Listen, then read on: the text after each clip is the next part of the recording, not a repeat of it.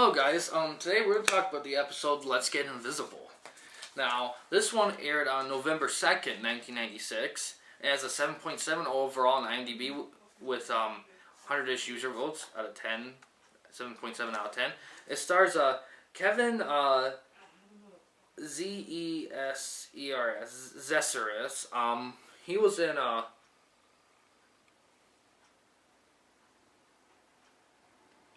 Pawn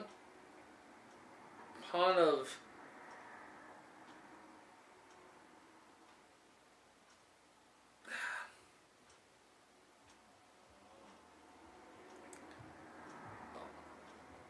he was in Dawn of the Dead. Yeah, he played one of the security people in the new Dawn of the Dead movie from 2004. It also stars Flora Chu, who was also in Are You Afraid of the Dark in an episode or two. And this one was directed by Ron Oliver, who did some Are You Afraid of the Dark stuff.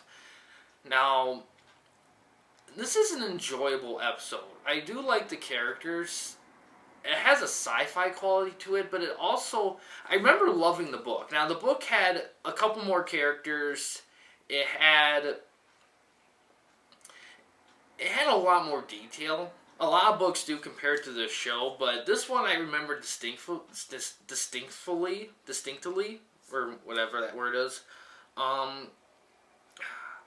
And I enjoyed the book a lot. I liked the temptation. I got that old... It's kind of one of those 50s sci-fi temptation, like what it's like to play God, meddling with science, meddling with forces that you shouldn't.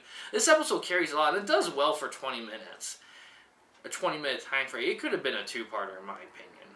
But there's some weird moments in it. Some weird kind of, like... Not like weird, like almost borderline...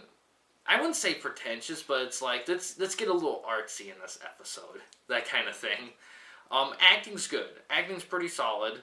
Kind of has a bit of a camp value to it, in my opinion. But still, it's still reasonably entertaining, and it's kind of... And, cinematography's fine, acting's good. Soundtrack, it works. I mean, it's not my favorite, but it fits the episode well. The acting, like I said, acting is very solid in this episode. What else? Yeah, and it follows the book pretty well. It cuts out a lot of stuff, but it follows the gist of it very well. Special effects. Effects are fine. They're nothing like... I mean, it's simple stuff, but it's done well. That's the key. It's done well. And, I don't know, it's just a very likable story. It's very simple, but it gets to the point. It introduces solid characters, and it's pretty good. I like the setting. I like where it's at. And, yeah, I like how it ends, too. It's just, it's a solid episode of Goosebumps. It's definitely a good watch, in my opinion. Is it the scariest episode? By no means it's the scariest, but it just has this charm to it. It has a likable charm to it. It's a very, very watchable episode of Goosebumps. And I think if I had to pick one thing that's the best about it, I think it's the characters. The characters are likable, and I feel like I want to get to know them a bit more. But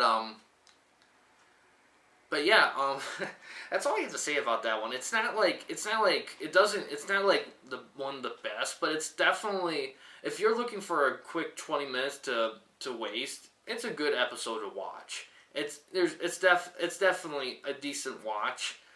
Think of it as you will. I mean, it has a 7.7 out of 10.